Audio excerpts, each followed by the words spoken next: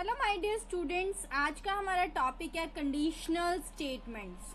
अब conditional statement क्या होती है, जैसे आप यहाँ देख सकते हैं मैंने क्या लिखा है कि सबसे पहले हम कंडीशन को चेक करेंगे, देन हमारा प्रोग्राम चलेगा, देन रन द प्रोग्राम। ठीक है, तो सबसे पहले कंडीशन कैसे चेक होगी? कोई भी चीज़ हमें ऑपरेट करनी, कोई वैल्यू देनी है, कुछ भी करना है, तो सबसे पहले हम कंडीशन चेक करेंगे। ठीक है, तो कंडीशन चेक करने के लिए जो सबसे पहली स्टेटमेंट आती है वो स्टेटमेंट होती है हमारी इफ का मतलब आपको क्लियर होगा। इफ का मतलब होता है यदि ये काम होगा तभी जो है वो आगे की प्रोग्रामिंग चले।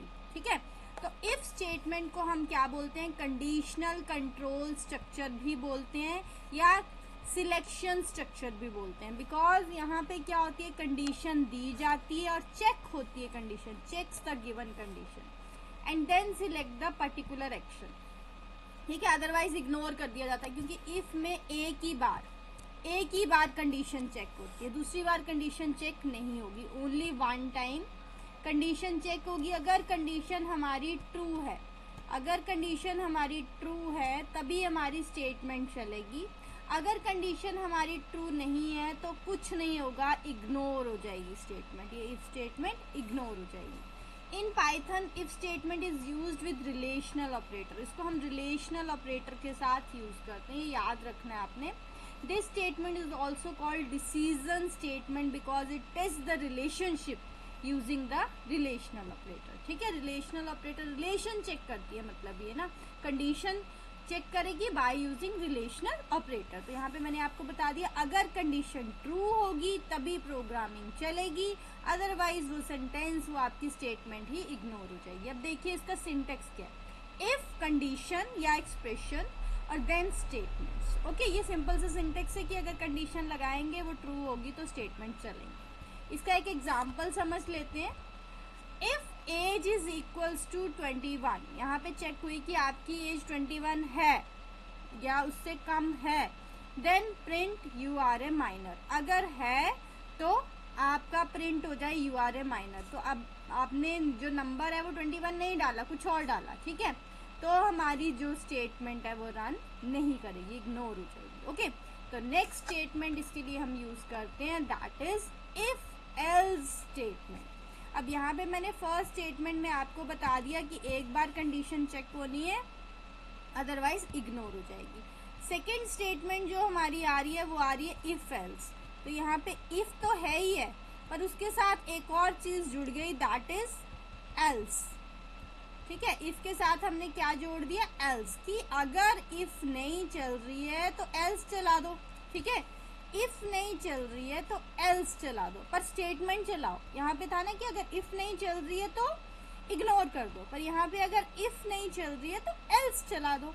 तो यहाँ पे मेरे क्या कंडीशन चेक हुई, 2 बार काम हुआ कि अगर इफ नहीं चली तो एल्स चल जाएगी। ठीक है, ये ध्यान रखना, अगर one condition is true then वो वाली कंडीशन चलेगी, अदरवाइज अदर कंडीशन ट्रू होगी तो वो चल पड़ेगी। ओके, तो देखिए, the if statement use to check the condition. If the condition is true we execute a block of statement called if block, ये मैंने आपको पहले बता दिया। Otherwise another block of statements called else block executes. ठीक है, if नहीं चली तो एल्स चल पड़ेगी। तो according to if else construct क्या होता है, the conditional result is false so the else part will execute. अगर ट्रू से फॉल्स भी हो गया तो भी हमारा एल्स पार्ट तो चलेगा ही चलेगा। अब इसमें देखिए इसका सिंटेक्स क्या है, इफ कंडीशन एक्सप्रेशन, स्टेटमेंट दे दी हमने, अगर वो ट्रू है तो वही चल पड़ेगी, अगर फॉल्स हो गई तो क्या चलेगी, एल्स स्टेटमेंट चल पड़ेगी। ओके, नेक्स्ट देखिए, अब इसका एग्जाम्पल समझिए।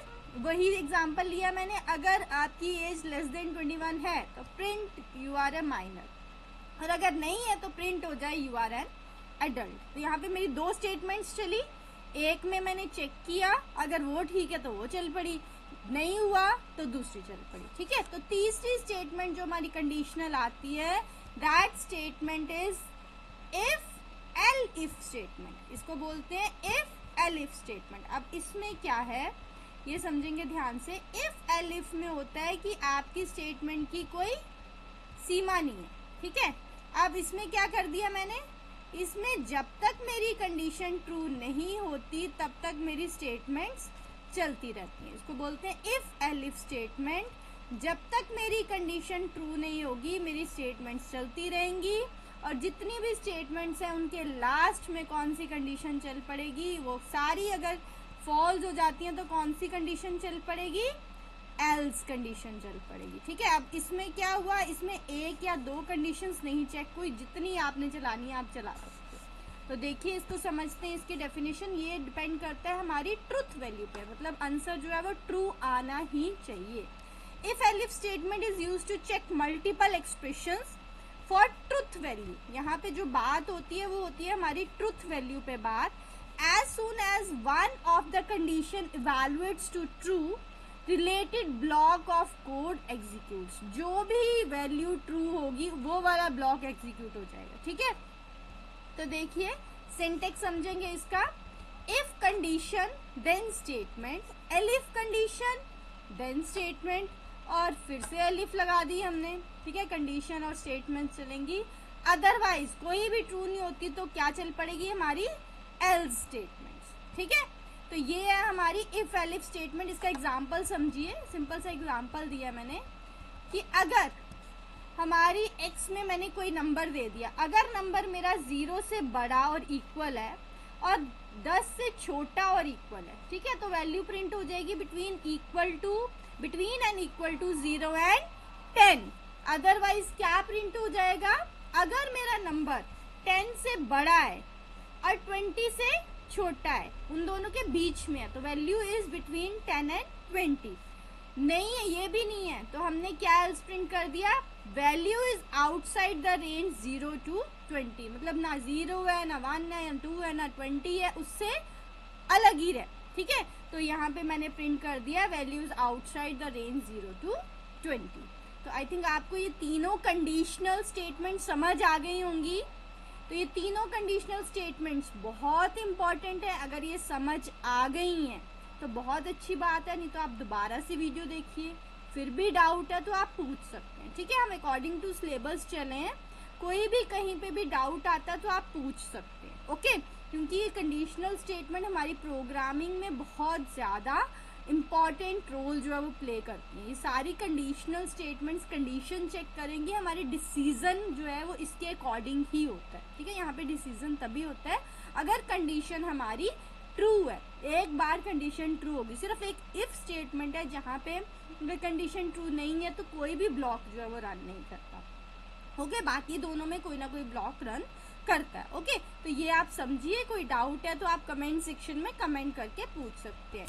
नेक्स्ट क्लास में हम डिस्कस करेंगे हमारा next topic, that topic is flow chart. Okay, syllabus की वीडियो देखते रहिए, साथ साथ में हम चले हैं। कोई टॉपिक अगर स्किप हो जाता है तो आप कमेंट सेक्शन में कमेंट करके लिख सकते हैं कि ये वाला टॉपिक नहीं हुआ। Okay, thank you.